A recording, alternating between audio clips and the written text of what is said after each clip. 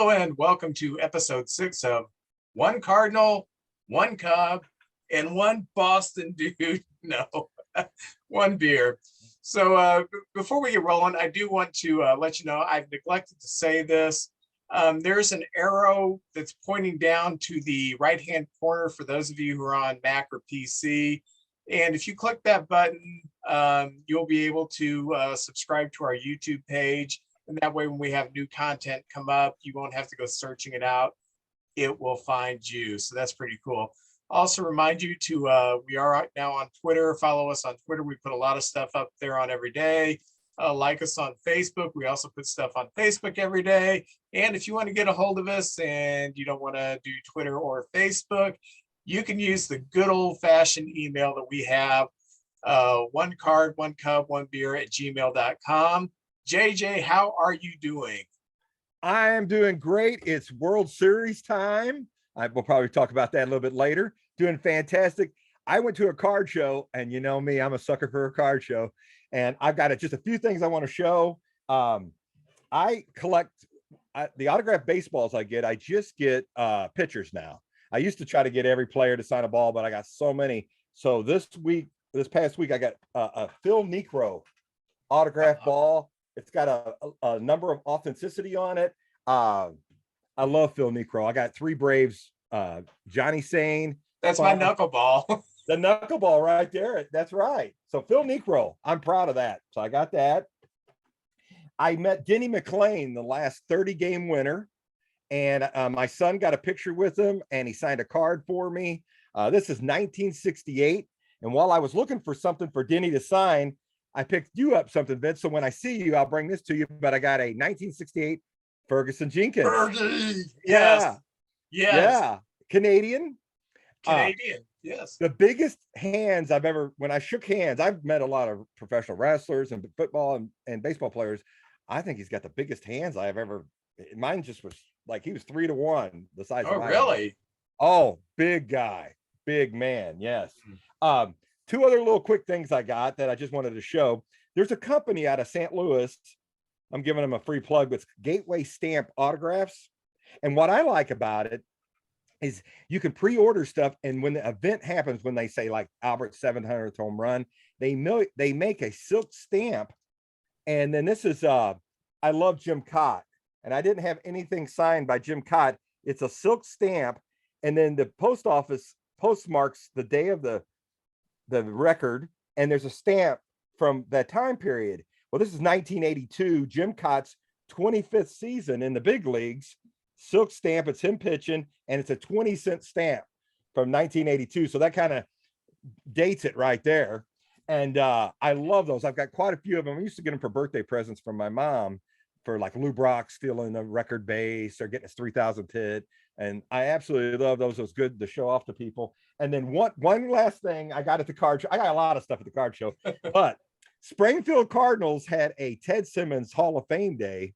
And it's Ted Simmons he's on a base and he's holding his plaque for the Hall of Fame. And he's in the baby blue Cardinal uniform, and he's got the long hair. So very cool. That was some of the things I picked up. And as far as you asked me what kind of week it was, the Cardinals are usually everything's quiet during the World Series and playoffs, but the Cardinals announced Adam Wainwright's going to be back for his 18th season. I'm happy about that. And I think he deserves a proper goodbye. He pitched over 190 innings this year. I still think he's a vital guy to the team. If he can win 10 to 12 games, I'll be happy. He's 5 wins away from 200, which is kind of a magical thing and did it all in a Cardinal uniform. There's only 2 other guys, Jesse Pop Haynes and Bob Gibson, who's won over 200 games. Today, it's been crazy. Our Skip Schumacher has left as the bench coach, and he's going to now manage the Florida Marlins. Yes. Or the Miami Marlins. I can't remember these new names they come up with, but good for him. He's paid his dues. He's a great guy. I wish him all the best, except against the Cardinals and the Cubs. I hope they win all the rest of their games. Also, we're losing a couple of coaches. Our pitching coach, Mike Maddox, which I kind of liked Mike. I wished he'd stuck around, but he decided to leave. And Jeff Albert, which every Cardinal fan I talked to is not upset about that. That was the one guy. There's talk of Matt Holliday, perhaps, or maybe people are hoping Albert Pujols comes in as a hitting coach. I don't know, but there'll be 2 job openings right there. Vince, me and you do the pitching, I'll do the hitting. Yeah. Let And me interject real quick. Please. I would not be a hitting coach because the whole the Major League Baseball world, hitting is just diminishing because pitching is getting so much better. And they keep firing these hitting coaches saying, well, their philosophy is wrong. Their philosophy is wrong. It's just not easy to hit 100 miles an hour. And no, it's not just coming in at 100 miles an hour. You're sliders at 90, and then you add in a changeup that's coming in at 86 or 87. It's just difficult to hit now. And if you're a hitting coach, you're just a scapegoat. Well, we're not hitting that well. I really had no problem with Jeff Albert. I mean, it's just a product of where baseball is right now. Concerning Maddox, I'm not sure he's a great pitching coach. I know he's done well when he's had good talent like Strasburg, Scherzer. Was he there when Scherzer was there? I think he was still there when Scherzer first got there. Flaherty. So I'm not sure if he's really doing anything innovative with the team.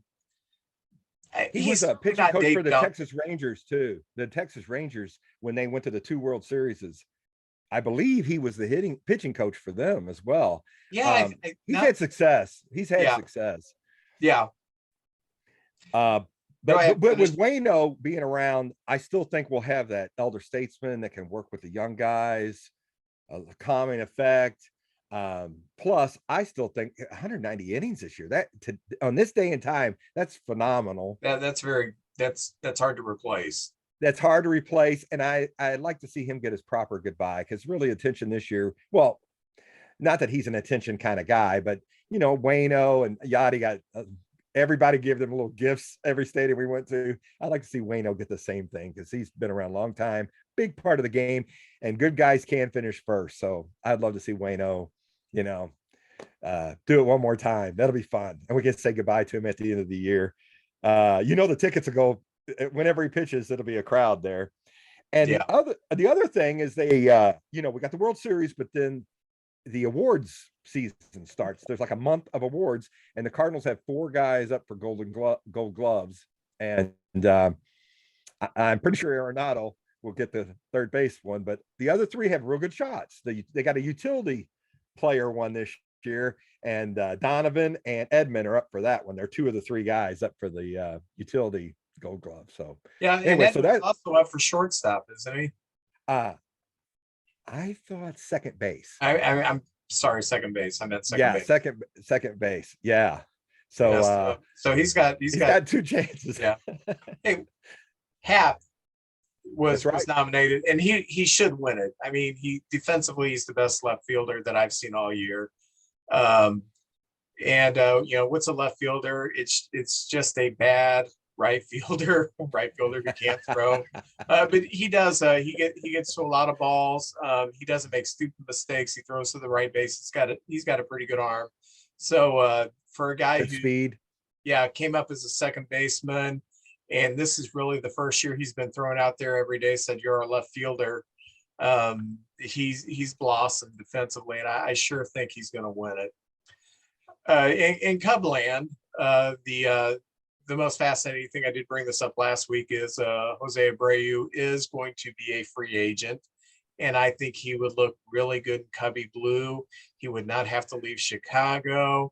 He is a leader, and the White Sox fans love him. He's beloved in baseball, and he's still producing. The other interesting thing is it looks like Rizzo is going to opt out, and he will be a free agent. And there's a little bit of buzz, but I don't think there's anything to it because of the way the Band-Aid was ripped off. Rizzo's not going to come back to the Cubs, but there is buzz. Hey, we need him at first base, I think at this point, Abreu's just a much better player.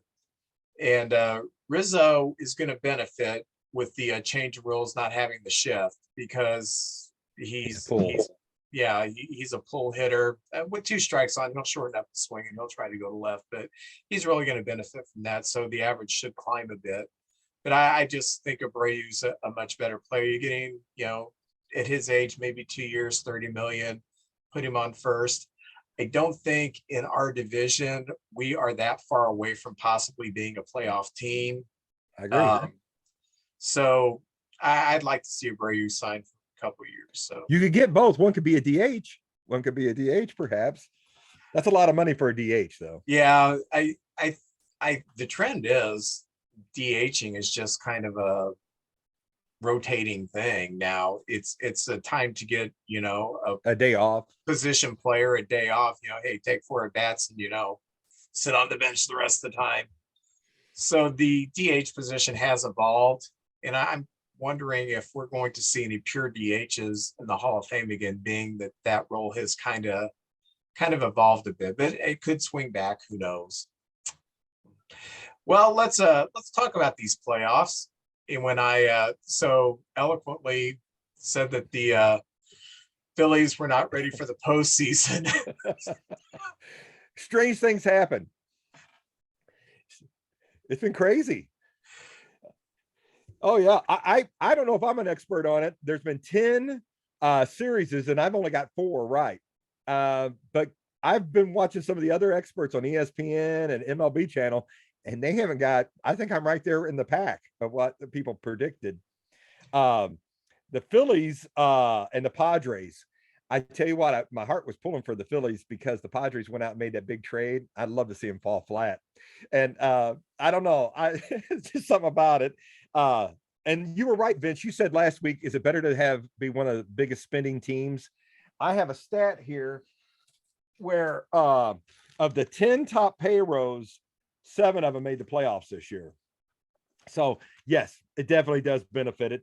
The Phillies are the 4th biggest payroll, and the Astros are the 8th biggest payroll. The Phillies, though, beating the Padres, great games, some big come from behinds, high scoring.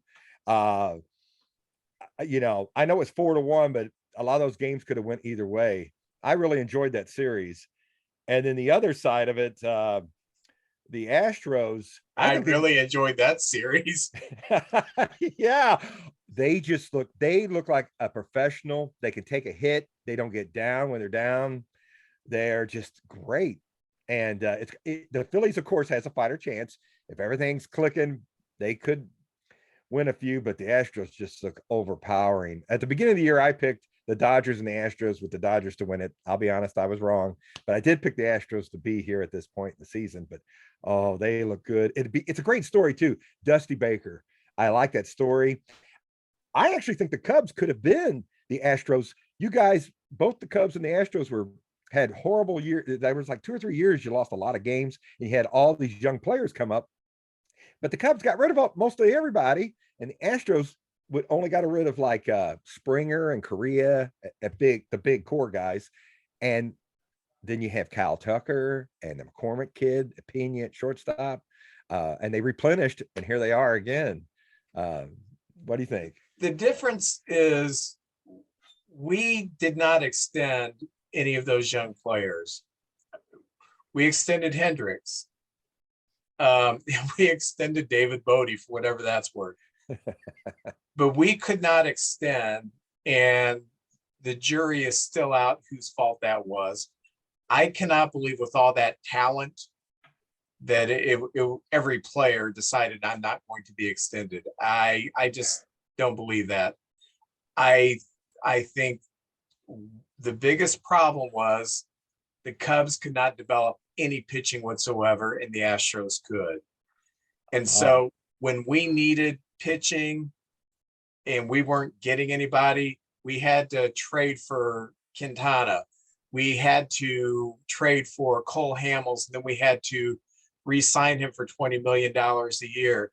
This is one of the bad things about analytics. A few years ago, we fell in love with the Rockies pitcher named Tyler Chatwood, because he had this phenomenal spin rate and everything. Oh, he's got the great spin rate. When he comes to Chicago, it'll be great. he didn't have it right here. And he handicapped us for 3 years because we had this big contract. We gave him a lot of money, and he just didn't produce. So where the Astros had the pitching, and then they had, because they didn't have to go out and get a lot of pitching when they needed somebody like a Verlander, like a Zach Greinke they got a few years ago. They had the resources to get them. We blew our wad on Jose Quintana. We blew our financial wad on Cole Hamels. Quintana was not, he was a fourth starter for us. Hamels was pretty good for us. He got injured, but he was pretty good for us. I can't criticize that, but when I look at the pitching that just did not come through, and that's why I'm so excited about this time around with our rebuild. At least now we are rebuilding it with pitching. We are bringing arms, and when these guys get here, they are looking like major league pitchers. And brother, we went through 10 years where we couldn't bring up anything. So I am pretty excited about that. As far as the Astros go, on paper, yeah, they're going to win this. But the Phillies have proven, and I did say last week that the Padres are going to, if they got a shot at this, they're going to have to figure out a way to hit Wheeler, and they couldn't. They couldn't hit. Yeah. You've got two pitchers for the Padres that can match up with anybody, Nola and Wheeler. And you're going to kind of have to catch lightning in a bottle with the third starter, because I don't think that the third starter is, there's a drop off there. But I do remember a World Series in 1987 where the Twins had to, they had Viola, and they had, the Hall of Famer, Burt Blyleven. Yeah. And then their third pitcher, do you remember his name? No, I do not. Les Schraker was their third pitcher. I don't remember that guy. Yeah, that's why.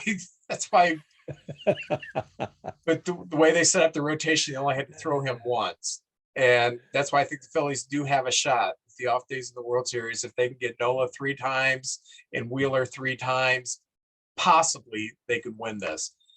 They have proven, talent-wise, as far as the offense goes, it's there. You've got, they've been lighting it up. Harper's coming through. Realmuto, Hoskins had a big series. Schwarber, even though he's not hitting for average, he pops the home runs. They've got the offense that can keep up with Houston's offense. I just don't know if they've got the pitching when you get past those big 2 starters to really make a difference to win the series. And it's easier to win a 3-game series than a 5-game series than a 7-game series, because the longer the series, the more talent is going to come to the top. And that's why baseball's 162 games. There's nobody in baseball that wins their division or makes the playoffs that's lucky. 162 games is a huge sample size to say, yep, this is who you are. So I have no problem saying we're a 72 win team or whatever we were. I have no problems saying that. I think we're 73 or 74 wins. I have no problem with that, saying that's exactly who we are, because 162 games proves who you are. And that, in football, you can always find a weak team that will sneak into the playoffs because it's such a short season. And if you have a weak schedule, you can do that. Baseball, you just can't. You are what you are by the time you get in the playoffs. And if you get hot, you can win it. But we've done that many times. Yeah, we weren't the favorite, and then some of the years we won it, we were the big underdogs. Yeah, but the Phillies are 9-2 in the playoffs, and they went through the Cardinals, Atlanta.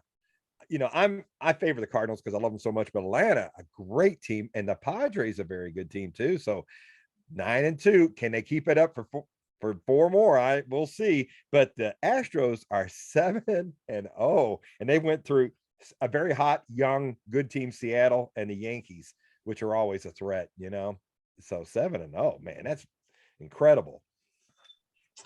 Well, I will go out on a limb and say that the team that I said was not ready for the playoffs are going to win this thing, because I think it's just going to be a great story. It'd be a great story. I'd love to see Schwarber, former Cub, Castellanos, former Cub, Robertson, or Robertson, I think he pronounces it, former Cub, pitched for the Cub for half a year this year. I'd like to see them win, but man, I would like to see Dusty win, even though I blame Dusty for overdoing the staff in 2003, and it finally bit us in the butt in the playoffs, game 6 and game 7. I'd like to see him at his age get the championship and just get in the Hall of Fame where he needs to be. Two interesting stats before we move on. One is Rob Thompson of the Phillies. He could be the third manager that came in the middle of the year, because it was Joe Girardi, who's considered a very good manager. They let him go. Thomas comes in, and he'll be the third manager that could win a World Series. It was Bob Lemon of the Yankees, but they let Billy Martin go. And the Marlins, Jeff Torborg, they left go, and they brought in old Jack McKeon, Trader Jack, who was about 100 years old. 100 years old. And it was like they had like a very disciplined coach, got rid of them, and they had more of a, McKeon was a guy, grandpa kind of guy, put his arm around you, talk to you, have a cigar. Yeah. And Bob Lemon, have a cigar. And then seems like I had something on the Astros. They've been to the World Series quite a bit in the later years. They're 1-3 in the World Series, and one for Dusty. That'd be great. Seems like I had something on there on him, but no, that's it. That's all I had on the two stats right there. Yeah, and I was always a fan of Astro when I watched the Jetsons, so for whatever that's worth. Okay, we are going to have our first guest and the history of one Cardinal, one Cub, and one beer. All right, man. All right. This is Maxwell Opper. He's a relative of mine. He's my son. And what we're going to discuss with Max is the phenomena of young people not getting into baseball like they did whenever I was a young person, when JJ was a young person. Max is a tremendous baseball fan. And JJ, how does it feel for maybe the first time in your life to be outnumbered by Cub fans? This is what we go through in St. Louis. Well, I've been to Wrigley, and I know how it is. And I've had nothing but good interactions with Cub fans. If you treat them with respect, usually they don't flatten your tires or anything like that. So, Max, tell us your story on how you became a baseball fan, and more importantly, how you chose the correct team. Well, I mean, I didn't really have a choice. I feel like baseball is kind of a sport where it's entirely by blood, if that makes sense. It's whoever is your parents' team is kind of what you adopt, and that's how you become a fan, basically. For me, my interest really peaked during the pandemic, as I didn't really have anything else to do. I couldn't really go outside or anything, so I started watching baseball again, and that's kind of where I am now. I mean, I don't know. That's my story, I guess. And do you remember the 2016 World Series? Yes, I do. Did you stay up for that, or did your dad put you to bed because he was saying, no, you got to go to school tomorrow. It's a rain delay. We're going to lose this anyway. I do remember that. And I remember waking up to you just screaming. At that point, I'd lost all hope. You kind of had thrown up the white flag at that point by sending me to bed. So, you have it so good because Dad was about 75 before he saw a world championship, and I was 50, and you were 15, 14 when it happened. Yeah, I was a freshman in high school. Spoiled, man. It happen every year. So let's get on to topic. You, of all your friends, you're really the only baseball fan. Am I correct? Yeah, none of them really watch baseball. I mean, I have a couple of friends who keep up with the Cardinals to some extent, but I don't think any of them probably know that Aaron Judge hit 62 home runs or really anything beyond that for the most part. What is their criticism of baseball? Why they're not into it? Well, I think they just say it's boring for the most part, or their parents weren't invested in it, so they have no reason to really get involved. Though I wouldn't say they dislike baseball. Like I've gone to games with them. They're just not hardcore fans, and I don't think there's anything really wrong with that. It's just they're not going to do what I do and watch all 162 games and meticulously pour over all the stats and check free agents and stuff like that. They just don't care enough. Poor guys. Yeah. So, Yeah, they're missing out on a lot. JJ, jump in. Well, I have 3 kids, and because I've got a problem. I'm a fanatic. My kids had nothing. They had no chance but to follow baseball. But I think nowadays, does fantasy baseball help out? Because I know when you have a fantasy football team, you just adjust your team once a week.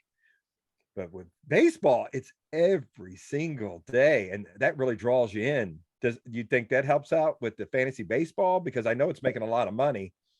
It might. That and gambling, I would say. It's not legal here yet, but I'm pretty sure once it becomes legalized in Missouri, it's only a matter of time. I'm probably going to try it out just to see what it's like. Oh yeah. I think one of the drawbacks of fantasy baseball is that you kind of have to constantly be updating your roster, and you really have to, if you want to be good at it, you really have to monitor who you're picking and who you're drafting for the most part. Oh yeah, it's a full-time job. Well, with my son when he was young, and you said it was a boring game. All my kids said the same thing. Dad, this is boring. But as they got older, they said, you know what? I wouldn't change a thing. It's perfect because you can go to the game and you can talk your strategies.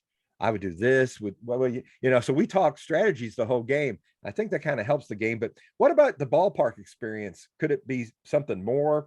Because I know when you go to an NBA game, they've got the lights and the cheerleaders and all that going on. And I think baseball's getting a little into that. I know when our reliever comes in, they dim the lights and play like Highway to Hell or something. And they've got the fireworks going off, and you got Fred Bird running around and all that. You think the experience at the ballpark could be better or anything like that? I wouldn't personally change anything about it, but I do. I mean, NBA games, there are tons of showmanship. I know the Bulls, which are my main NBA team. They always do like dancers at halftime for the most part. They have their own squadron of dancers called the Lovables or whatever, and they always put on a great show. Personally, though, I think the charm of the ballpark experience is that you're getting basically pure baseball for nothing but 3 hours or 4 hours, or if it's an 18-inning game, then maybe 6 hours. But I've never been to a game like that. I don't know. I wouldn't change anything personally. I'm sure for like younger people, like if you're gonna take like I don't know, like your 5-year-old to a game, they might appreciate like the goofy like hot dog races or whatever, or stuff like that. But as far as getting like people my age, like young adults interested, I don't think that would really change anything. Okay. You said something interesting, and we brought up the NBA experience. The NBA, whenever I was growing up, was a bush league. In fact, the championship games, they would air on tape delay after the news. So I don't think I saw a live NBA final until the early 80s. It was looked at as a second tier sport. What the NBA did is they were very successful with Bird and Magic, and later Jordan and LeBron. They figured out we market the individual, not the team. And that's been very successful for them. Major League Baseball is kind of a different animal. They try to market the players, but to give you an example, a friend of mine was a Cavaliers fan. And then when LeBron went to the Heat, he became a Heats fan. And that's kind of common with a lot of NBA fans. I'm not criticizing, that's just that. If the Cubs, when they get rid of Rizzo, Baez, Schwarber, anybody else, I don't say, well, I'm going to be a Phillies fan now, or I'm going to be a Tigers fan now. I'm still a Cub fan. Kind of address that dynamic. Well, I think that's part of the great part about the NBA is I can be a fake NBA fan and no one will be peeved at me for that. Like I did not watch the Bulls when they sucked for the past 5 years. I didn't have to. There was no obligation there. And then all of a sudden they get Zach LaVine and DeMar DeRozan and the team's exciting again. I can watch them. And I don't feel really guilty about not watching them, becoming a fan this late on. That's just how the NBA works. You have people who are only fans of the Warriors because they win all the time. I will say I have immense respect for organizations like, I don't know, like the Trailblazers or any tanking team right now where they've sucked for a couple of years on end, like the Washington Wizards, stuff like that. If you're a fan of those teams, that's almost like a baseball-like dynamic where you're hanging in through the good and the bad. And the NBA just doesn't have a ton of that. As far as marketing the individual player, that's just very hard to do in a sport where you have, I don't know, like what, a 40-man roster, 20 some odd active players. That can be really hard. And I think they've been trying to market some of these stars like Fernando Tatis Jr., which was really unfortunate because I know they're really pushing him. And I'm sure there were tons of kids out there who that was their guy. And, he gets popped for PEDs. I don't really have much to say on that. I mean, it's just hard to market those people. And a lot of these guys, they're not loud personalities. Like LeBron is a loud personality. Like Draymond Green is a loud personality. Kevin Durant, these guys are active on Twitter. They're talking shit with the fans constantly on Twitter. They're everywhere and they're always making headlines. Whereas a guy like Mike Trout might post, once a month and it's a picture of him and his kids like golfing or something. And I don't really know why that is. I mean, you have some people out there, the Cubs have Marcus Stroman, who is constantly tweeting stuff and being active and giving away tickets. And that's really fun. But at the same time, it feels like there's a contingent of baseball fans who hate that about him, in which he just wouldn't tweet anything ever and would just shut up and play ball or whatever, which I'm not really sure why, because the game needs more people like Marcus Stroman who are going to go out there, we're going to talk and just give active commentary. The most entertaining at bat I've seen in the last 10 years, at bats, it was in one game, was, and I'm sorry, it involves two players who have just completely screwed up, but it was Trevor Bauer was pitching for the Dodgers and they're playing the Padres and Tatis is hitting. And they're at one time, Tatis hits a home run off of him and, does the whole Tatis thing running the base. The Euro step around third, which and is also an NBA thing. Then Bauer struck him out. And then Bauer did the sword thing to him. And it was stuff that would be a beanball war back in my day. And they were enjoying that. And I wish baseball fans would understand, because the players are a little ahead of the fans now. The fans are still very conservative about the game. I wish the fans would understand this is entertainment. People want to see this. I don't want to say that we go all WWE in baseball or any sport, but man, put some entertainment in it. I love when there's a little bit of showmanship going on here. I love the bat flips. I love the pitcher shooting down the hitter when he strikes him out. Don't take it personal. It's something that fans want to see. Yeah, it's something that young fans want to see. And it's just tough when the vast majority of the fans of your sport are in the older crowd. I mean, I would say most baseball fans look like you guys rather than me or anyone my age for the most part. But I think naturally, as the game gets younger and keeps progressing, I think that dynamic will change a lot, and this will be kind of the new norm. I don't think baseball is dying at all. I did very limited research for my appearance. I read a couple articles, and they're all saying baseball is dying. I don't think that's necessarily the case. I just think the game needs time to kind of grow into, I guess not even grow, to get younger for the most part. Go ahead. They always want to change the game, and I love the game just the way it is. And I don't mind changes for safety reasons, like the catcher giving the runner a lane so they're not, the Buster Posey rule. Yeah. Yeah, I don't mind that. And the pitch clock, I'd have to see it in action. I'm a little worried about that. The ump's supposed to take over and just say, stay in the box. But these guys, evidently, the Velcro on their batting gloves don't work. They're outside walking around doing the batting gloves. So I don't mind little changes.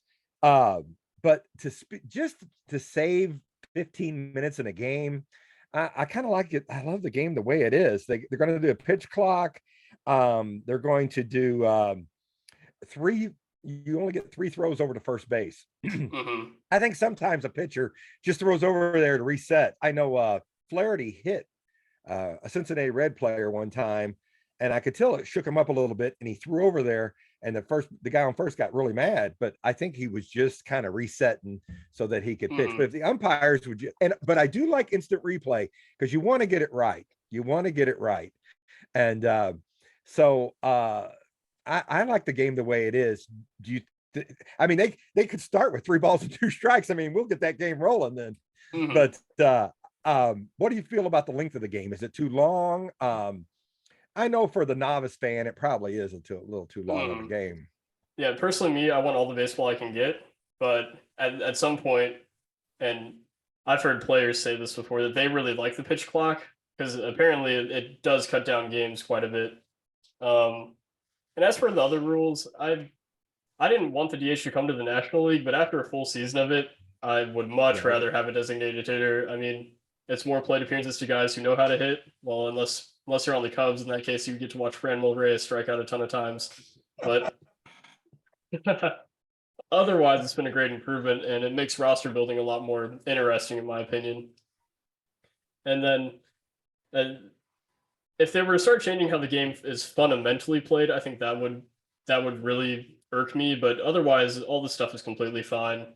And the guy in charge of not in charge, but one of the senior advisors is Cubs actual legend, Theo Epstein. So I have a lot of faith in these changes.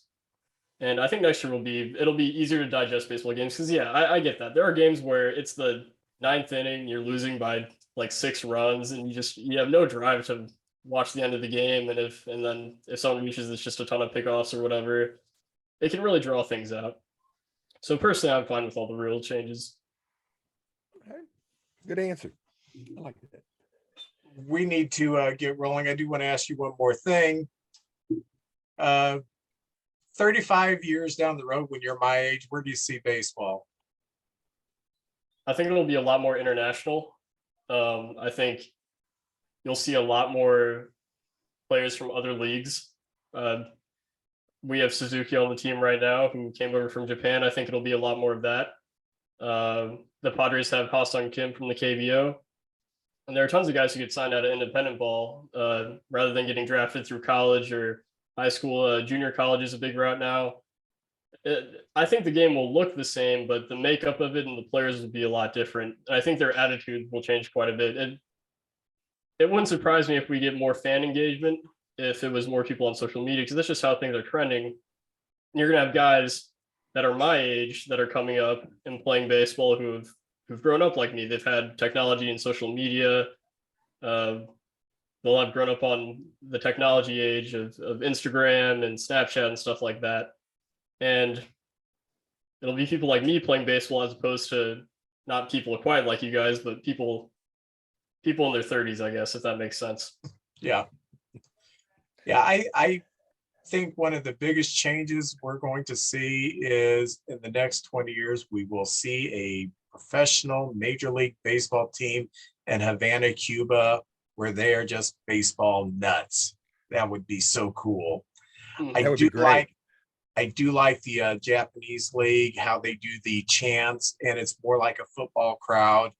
And I think as the game becomes more international, we are going to see some of these old stuffed shirt ways loosen up quite a bit, because that's where the players are going to take the game. Mm-hmm. Well, Max, we want to thank you for your time. Yeah, thanks, Max. Yeah, it was great. And I like the banner you have in your dorm room. It's nice. You don't have the Fly the W banner that you got for Christmas a few years ago behind you, because we just haven't flown it that much lately. But all right. Yep. Well, Max, you have a good one. Thanks for joining us. Yep, it thanks, was amazing. Max. You guys have a good night. All right, very good. Very good. Yeah, Max is a tremendous baseball fan, and he's one of the younger fans who is really into the sabermetrics and really digs into that.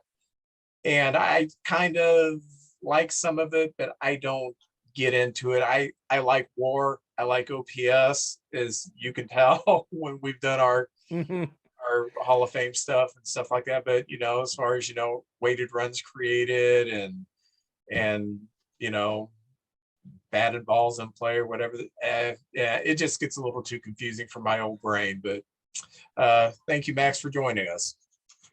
We are going to with social media, one Cardinal, one Cub, and one beer will be at the forefront of the explosion of baseball.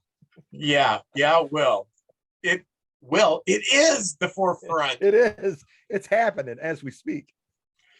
We are going to play a game where one of us, we're going to take turns. We will give the name of the Major League Baseball player from past or present, and then the other has to guess the nickname. We're each going to do 20, and I will say between us, we may miss 4. What do you think? Oh, I don't know. That's a lot of pressure, but I'll do my best. Okay. Why don't you go ahead and ask me first? Give me a name. And all right. Of the nickname. Here comes my first name. Bill Lee. The Spaceman. The Spaceman. Love that guy. Slow curveball, and he was kind of eccentric too. Yeah. The quote when he was with Boston, they asked him about marijuana use. He said, well, the Red Sox don't even like me to put it on my pancakes or something like that. He said, hey, how do you like playing? How do you like playing on AstroTurf? And he said, I don't know. I've never smoked it. I think that was one of the things he said. Okay. This is an easy one. Ron Say. Oh, the Penguin. The Penguin. Oh, yeah. He'd run around. Yeah, he had a little gallop to him. All right. Ted Williams. The Splendid Splinter. The Splendid Splinter. My all-time favorite player. How did he get that name? He just always he was splintering bats. He'd always put the bat on the ball. He had that whip he put on it. And to me, power, average, everything. I think he's the greatest hitter that ever lived. Myself. That's me personally. Okay. JJ, with this name, you can shut your brain down. You can go ahead and give yourself a frontal lobotomy and you'll still get this, okay? Oh, man, that's pressure. Okay. The pressure is for me to pronounce this name. Uh-oh. Mark Rebshinsky. Mark Rebshinsky. Pitch for the Cardinals. Mark Rebshinsky? Oh, was it like Alphabet or something like that? They called him Alphabet because his name was so big across the back? Yeah. Scrabble. All right. Well, I missed one. There's one we've missed. Okay. All right. That's one we missed. That's all right. What I thought was the gimme. Gosh, I missed that one. Well, I guess I have a frontal lobotomy then, or a bottle in front of me, one of the two. All right. This one, now, I think a great nickname is sometimes you don't even know the guy's real name because you just hear the nickname always associated with the guy. But this one's a little tougher, and he didn't have the big career the other two guys did have. The Flying Hawaiian. Shane Victorino. Yes, I'm supposed to say the name and you say the nickname. Oh, all right. I screwed that one up. Well, that's why I was thinking. Shane Victorino. Yes. When I didn't get Scrabble, I've lost my mind now. Oh, man. How about Mike Hargrove? Oh, the human rain delay. The human rain delay. Yeah, the human rain delay. He took a while to get in there. Oh, yeah. Just the batting gloves. Yeah. Oh, yeah. He'd always take the helmet off and rub his eye and put it on and pine tar. All right. I got one for you. Tom Seaver. Tom Terrific. Yes. Threw a no-hitter against the Cardinals. I was in Wisconsin fishing when he threw the no-hitter against the Cardinals. Amazing. Yes. All right. One of my favorite of all time, Dennis Boyd. Oil Can Boyd. Oh, yeah. That from Mississippi. Oh, yeah. He was a character. All right. Mark McGuire. Big Mac. Big Mac. That's Okay. right. Big Mac land. Okay. Former Cub Steve Trout. Oh, Steve Trout. What was his nickname? The Fisherman? I don't know. Rainbow. Rainbow Trout. Yeah. I remember that now. I hadn't heard that in a long time. Gosh darn it. You're kicking my butt in this. All right. Jim Hunter. Catfish. Catfish. I heard Catfish more than I heard Jim.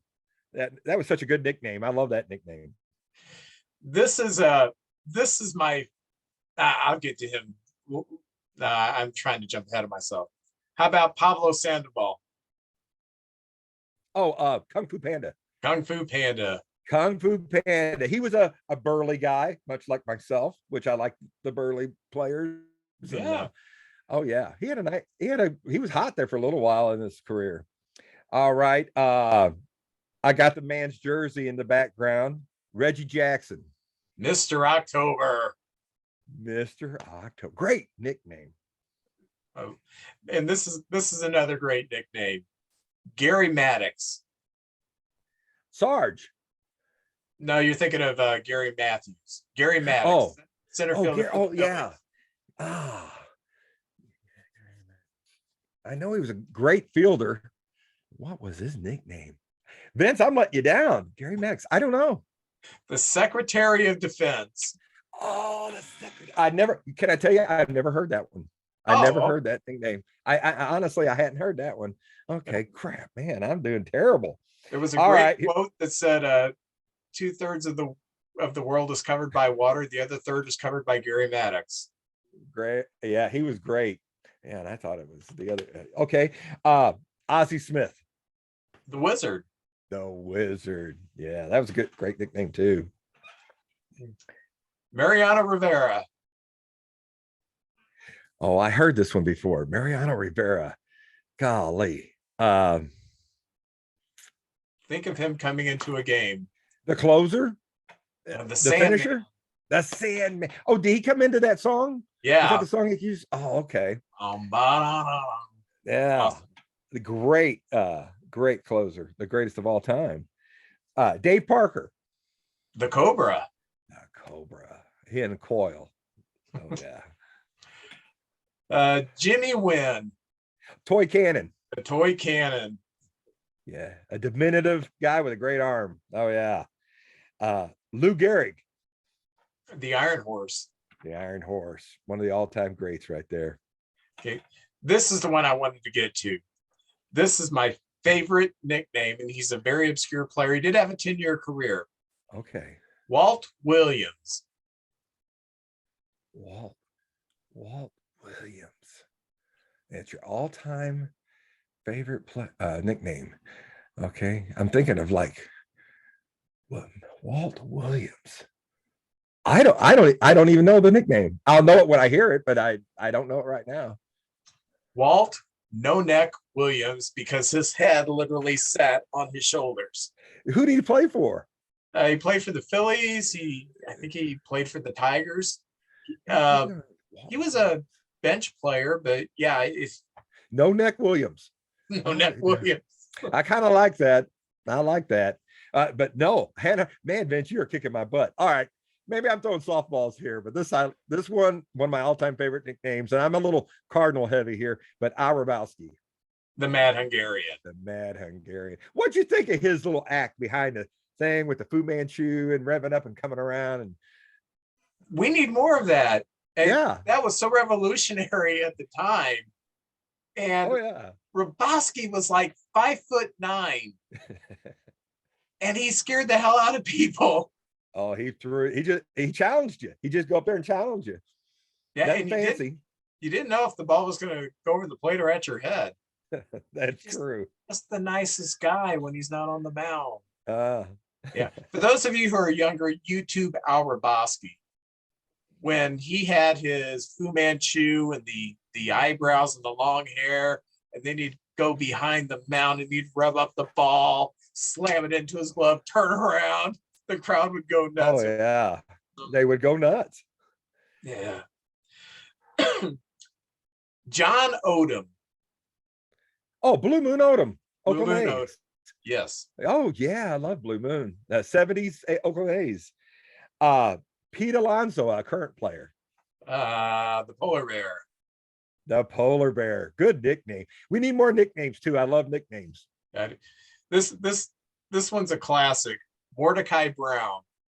Oh, Three Fingers. Three Finger Brown. Do you know how he got that nickname? A childhood accident on a tractor, a farming accident, and it was able to grip a baseball a little different, throw an incredible curveball, supposedly. A little before my time. I'm old, but that was a little before my time. And a great Cub player. He was a great Cub player. All right. I have this is from TV and baseball, the great Frank Thomas. The Big Hurt. The Big Hurt. That's right. Hank Aaron. Hammer and Hank. Hammer and Hank. I don't know if you knew this, but MC Hammer, that's how he got his nickname. He looked like a young Hank Aaron, and he was bat boy. He was bat boy for the Oakland A's. And they said, "Hey, you look like Hank Aaron, Hammer," and they call him the Hammer, and then MC Hammer. Wow. Do you know what other first baseman for the Mets and Phillies had the nickname the Hammer in the 70s? John Milner. Oh, he was a Cardinal killer. Yeah. I did not know that was his nickname, but he was a Cardinal killer. Yeah. A great player, underrated, very good player. All right. Felix Hernandez. Oh, King Felix. I loved it. The fans got into it in Seattle. They all wore crowns, and there was a section, the King's Court. Love that. We need more of that kind of stuff in baseball too. This one, I knew it was a nickname, but I did not know his first name. So if you told me his full name, I probably wouldn't get it because I'd never heard his first name. But this fellow's name was Harold Reese. Oh, Pee-wee. Pee-wee. Yeah, Pee-wee Reese. I did not know his name was Harold until I started looking at Pee-wee Reese. Can I tell you, I didn't know that either. That's a great nickname when you don't even know the person's real name, is when their nickname takes over. Yeah. So that's a Hall of Fame nickname right there. Ty Cobb. The Georgia Peach. The Georgia Peach. Yes, sir. Don Zimmer. Well, I've heard him called several things. Wasn't he the hamster because he had the big jaws? The gerbil. Yeah. The gerbil. I just remember him getting thrown to the ground by Pedro Martinez in that Yankee Red Sox game. Okay. Roger Clemens. Rocket Roger. Yeah. Jim Grant. Mudcat. Very good. Yeah. Pittsburgh Pirates, I believe. I know he pitched in the World Series for the Twins in 65, 66, or around there. I did remember that. Okay. This one's going to be tough. His real name was Johnny Martin. Johnny Martin. It's like a Pee-wee Reese kind of thing. You hardly never heard the name Johnny. Johnny Martin. I don't know. Pepper Martin, the third baseman of the Gas House Gang. That was a tough one. That was a very difficult one. Mark Fidrich. Oh, the Bird. 1976. He was incredible. And I was in the Little League. Everybody was talking about Randy Jones and Mark the Bird Fidrix. I remember that. Yeah. He looked like Big Bird from Sesame Street. He had the hair. Yeah. For those of you who do not remember Mark Fidrich, he had a very short career due to injury, but he would talk. He was actually talking to himself, reminded himself, of his mechanics, but he would talk on the mound. And people said that he was talking to the baseball, but he's just talking to himself. But like after his players would make a great play, he'd give them a hand, go shake their hand. He was quite a character. He's so energetic. Oh yeah, he's energetic and beloved. And the Tigers didn't have a lot to cheer for back then. So yeah, it was great to see him in the game. All right, my last two are Chris Berman nicknames. And he would always come up with some slant on it, and they were funny and I liked them. But Julio Cruz. I don't know. See, that's not it's really not fair to ask you these because they were just on the ESPN games and things. But it was Julio, take me on a scenic cruise. That was his nickname. Okay. Rusty Staub. That what Rusty wasn't his nickname. That was his real name. Yeah. Oh, Senor, like El Orange or something. It was I something. give it I to remember you. Le Grand Orange, because because he played in. Yes, he played for Montreal. Yes, I remember something with orange in it because of his hair color. And the other Berman one, Bert Blyleven. Bert B. Home by 11. By I do 11. remember. Did you go first or did I go first? I think I went first with Bill Lee. Okay. I will give you the last one. Let me find this. Edwin Rowe. Oh, Preacher Rowe. Preacher Rowe. Yeah, the So Dodgers. We did 40 and we only missed 7. So that's pretty good. What? I missed 6 of those 7. You missed 5. Oh, I missed 5. Okay. All right. Yeah. Well, Julio Cruz don't count. That's a Bermanism. My favorite Berman was Jim DeShays, who's color commentator for the Cubs. It was Jim Two Selowitz on DeShays. That is clever. Very good, Berman. Hey, we're getting to the fun part where we open up baseball cards, and the reason why baseball cards never gets old is because you open up a card as a little kid and there's an anticipation. It's like a mini Christmas every time you open them up. I would walk 4 blocks to Seavers Market, spend 10-15 cents on a pack of cards, and just shove the gum in my mouth and open them up. Oh my gosh, I got Catfish Hunter. Oh my gosh, I got Reggie Jackson. Or oh my gosh, I got Jim Mason. Something like that. But that never leaves you when you're an adult. That's why we like open up baseball cards. And I was asked what I do with baseball cards. Well, this is one of the things I did with some of the cards we've opened. I've made a clock. So I love that. I absolutely love that. Yeah, those are the cards we've just opened. Some of the cards we've just opened, and everybody on this clock is a Hall of Famer. So very cool. I don't know about you, but if we would trade, like I'll trade you 2 Bill Madlocks and a Dave Kingman for a Hank Aaron or something like that. Me and my friend Mike, who's probably in reform, some prison somewhere now. He would trade baseball cards. Like I would have like a Kiss album that he wanted. So he said, I'll give you an Ernie Banks and a Gary Peters. Okay, I'll take it.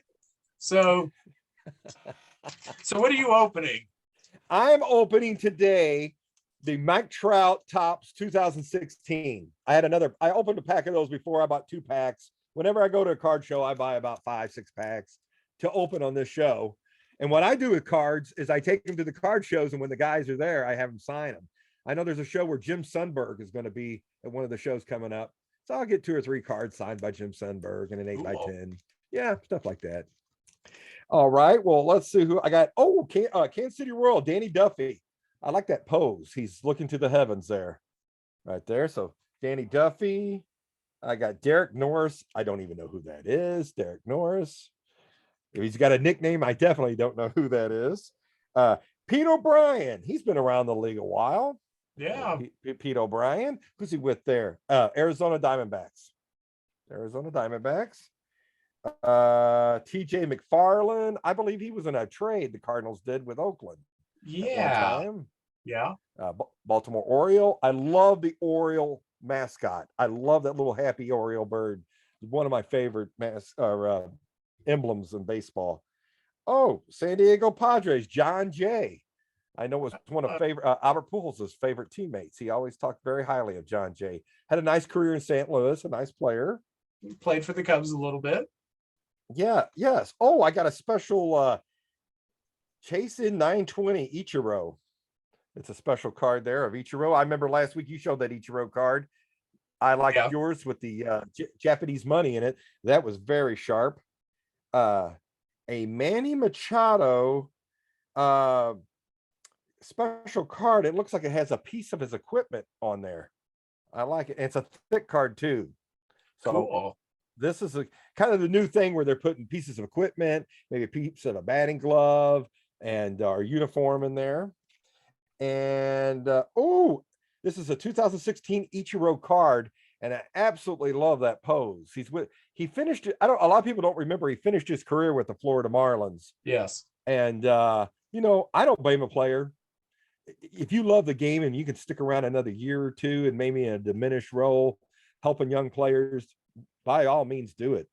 And I think most players that love the game, they stick around. Jim Cott, they said they had it. The only reason he retired was nobody offered him a job anymore. So he stuck around 25 years. I think that last year that he pitched for the Cardinals, he pitched like 50 innings in relief, and he only had like 8 strikeouts. That's amazing. I mean, yeah, I bet he didn't walk hardly anybody either. Oh no, and he threw that lollipop curveball. He didn't have much of a heater. He never was much of a fastball pitcher, but that lollipop curveball was just fun to watch. Lefties. A lefty to lefties. Yeah, he'd get him out. Yeah, he still could get him out. Well, I am opening up a 1989 Donruss card, and people, if you want to know why I keep opening up old cards, it's because that's what I got from Amazon. When I get through these by about Christmas, I promise I'll buy some up-to-date cards. So this is the 89 Donruss. I love your old card. I love the old cards because sometimes there are players on teams I forgot they were even on some of those teams. This guy's obscure. Do you remember this guy? Oh, the Wizard. Yes. Love that pose too. That's a great one. Oh, this is a solid outfielder for the Phillies of yesteryear, Glenn Wilson. Oh, I remember Glenn. I got him last week. Billy Hatcher. He's here back again. Yes. Wearing his Astros uniform. Oh, here's a Hall of Famer, Carlton Fisk. Pudge. Love that guy. Big, tough guy. 4 cards, 2 Hall of Famers. That's awesome. You're on a roll. Rangers, Mike Stanley. Oh, yeah. I remember Mike Stanley. Yeah. I do not like this guy because I think he was the first steroid abuser in baseball. Maybe we'll get to that one day. Brian Downing. Take a hike, Downing. I am sorry, Roadrunner or Coyote, that I hit you with Brian Downing. Mitch Webster played for the Expos. Pretty decent career. Yeah. And there's another guy, Mark McGuire. Oh, Big Mac right there. I don't know. He did all right. Here's a borderline Hall of Famer, World Series hero, former Cub, Joe Carter. Oh, I love Joe Carter. Yes. Oh, the fastest man in baseball in the late 70s, early 80s, Willie Wilson. Kansas City Royals. Who finished his career with the Cubs. Oh, I didn't know that. Yes. Oh, this great pitcher. Once won 27 games. Bob Welch. Yes. You talk about your greatest at bat you ever saw. Bob Welch, Reggie Jackson, World Series. Oh, 77, 78 World Series. Which one was Something like in there. I think 78. Welch was young. Jackson was in his prime, and he just kept fouling them off. Fastball versus swinging for the fences. It ended in a strikeout. It was incredible. You were just on the edge of your seat watching that. That was great. Yeah. In the last game of that series, Welch come in to pitch to Jackson. Jackson took him deep, so he did get a little revenge. Really good pitcher, Bruce Hurst, had a really good World Series in '86 for the Red Sox. Utility outfielder, fourth outfielder, Gary Ward. Nice career. Another borderline Hall of Famer that I had last week, Darrell Evans. I like Darrell Evans, yeah. And I got another Hall of Famer, one of my all-time favorites, Paul Molitor. Got 5 hits in game 1 of the '82 World Series against Cardinals. I remember that. Yeah, great player. Paul Molitor is the last Major League Baseball player to drive in 100 runs with less than 10 home runs. Wow. Yeah. You know who the last National Leaguer to do that? Was it Tommy Herr? Tommy Herr, 85, yes. Tommy Herr. About 8 home runs and like 110 RBIs. Very underrated. Herr was a very good second baseman. Yeah. That's my wife's dream boat. Tommy Herr. Yeah, Tommy Herr. That's okay. Because I know that Yeah. she says the same thing about me. My husband does. That's right. All right. Well, JJ, I've had a lot of fun. Great time today. It's going to be exciting next week because we'll be in the middle of the World Series. Hopefully it won't be over that quick. Actually, that would be game 4. So it won't be over next week when we record. Yeah, it might be on game 5. I don't know. I think maybe for game 5's next Wednesday, but we'll see. Okay. Yeah, I should be over. All right. Well, you have anything to add before we leave? Great time. Thanks everybody for listening. I'm making out like a bandit. People are bringing me stuff all the time. So thank you. Thank you. Have a good one.